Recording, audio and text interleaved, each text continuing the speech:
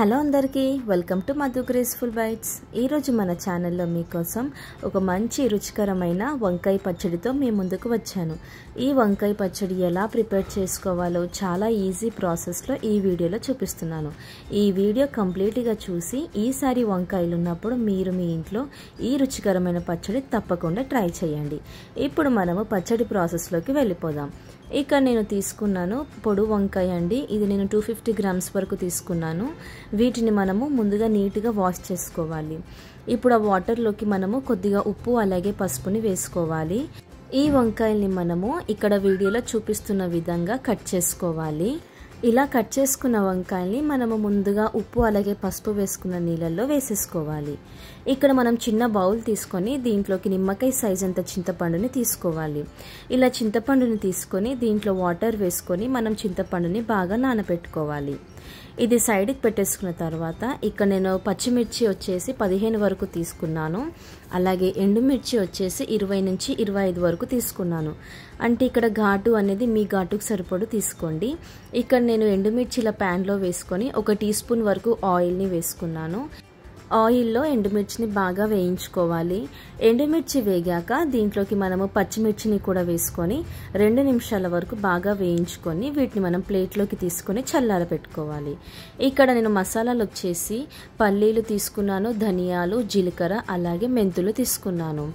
ఇలా మనము ప్యాన్లోకి 1 tea spoon వరకు ఆయిల్ని వేసుకొని ముందుగా మనము పల్లీలని వేయించుకోవాలి। పల్లీలు వేగనికి టైం పడుతుంది కదండి, ముందుగా మనం పల్లీలు మాత్రమే వేయించుకోవాలి।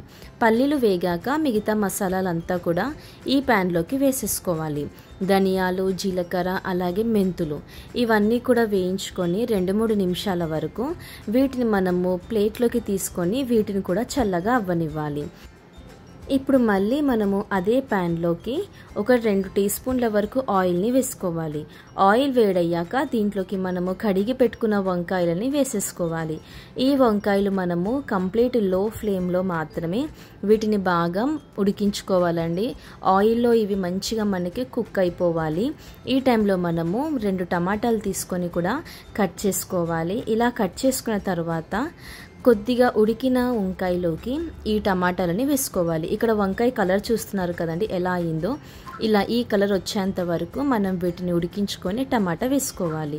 ఇలా టొమాటో వేసుకొని వీటిని మనము ఒక 15 నిమిషాల వరకు లో ఫ్లేమ్లో ఉడికించుకోవాలి।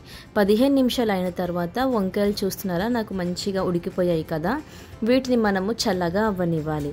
ఇది కంప్లీట్గా చల్లగా అయిన తర్వాత మాత్రమే దీన్ని మనం మిక్సీలో వేసుకోవాలి। ముందుగా మనము మిక్సీ జార్ తీసుకొని ఈ మసాలాలన్నిటిని అలాగే ఎండుమిర్చి, పచ్చిమిర్చిని ఫస్ట్ మనము పౌడర్గా ప్రిపేర్ చేసుకోవాలి। ఇలా పౌడర్ చేసుకున్న తర్వాత దీంట్లోకి మనము వంకాయ అలాగే టమాటా వేసేసుకోవాలి। ఇలా వంకాయ టమాటా వేసుకొని మనము దీంట్లోకి రుచికి సరిపడా అంత ఉప్పుని వేసుకోవాలి। అలాగే పులుపుకి సరిపడా మనం చింతపండు రసం కూడా వేసుకోవాలి। మీరు పులుపు అనేది చూసుకోవచ్చండి, మీకు తక్కువ అనిపిస్తే మళ్ళీ వేసుకోవచ్చు। ఇక్కడ పచ్చడి రెడీ అయిపోయింది కదా, ఇప్పుడు మనం తాలింపు కోసము ప్యాన్ పెట్టుకొని 2 టేబుల్ స్పూన్ల వరకు ఆయిల్ని వేసుకోవాలి। ఆయిల్ వేడయ్యాక దీంట్లోకి మనము 1 టీ స్పూన్ వరకు ఆవాలు అలాగే 1 టీ స్పూన్ వరకు జీలకర్ర, 2 లేదా 3 ఎండుమిర్చి, కొద్దిగా వెల్లిపాయ వేసుకోవాలి। అలాగే కొద్దిగా ఇంగువ కూడా వేసుకొని ఈ తాలింపుని మనం ఒక్కసారి బాగా మిక్స్ చేసుకోవాలి। ఇలా మిక్స్ చేసుకున్న తర్వాత దీంట్లోకి మనము స్టవ్ ఆఫ్ చేసుకొని రెడీగా పెట్టుకున్న పచ్చడిని ఈ తాలింపులోకి వేసేసుకోవాలి। ఇలా మనము పచ్చడి వేసుకొని దీన్ని మనం బాగా మిక్స్ చేసుకోవాలి। ఇలా మనము బాగా మిక్స్ చేసుకున్న తర్వాత దీంట్లోకి మనము లాస్ట్లో కొద్దిగా కొత్తిమీర వేసుకోవాలి। ఇలా కొత్తిమీర వేసుకొని సర్వ్ చేసుకుంటే ఎంతో రుచికరమైన వంకాయ పచ్చడి రెడీ అయిపోయింది। ఈ వంకాయ పచ్చడి మీరు తప్పకుండా ట్రై చేయండి। ఇది మనము పొడు వంకాయతో అనే కాదండి, ఏ వంకాయతో చేసుకున్నా చాలా చాలా టేస్టీగా ఉంటుంది। చూసారు కదండి వంకాయ పచ్చడి ఎలా ప్రిపేర్ చేసుకోవాలో।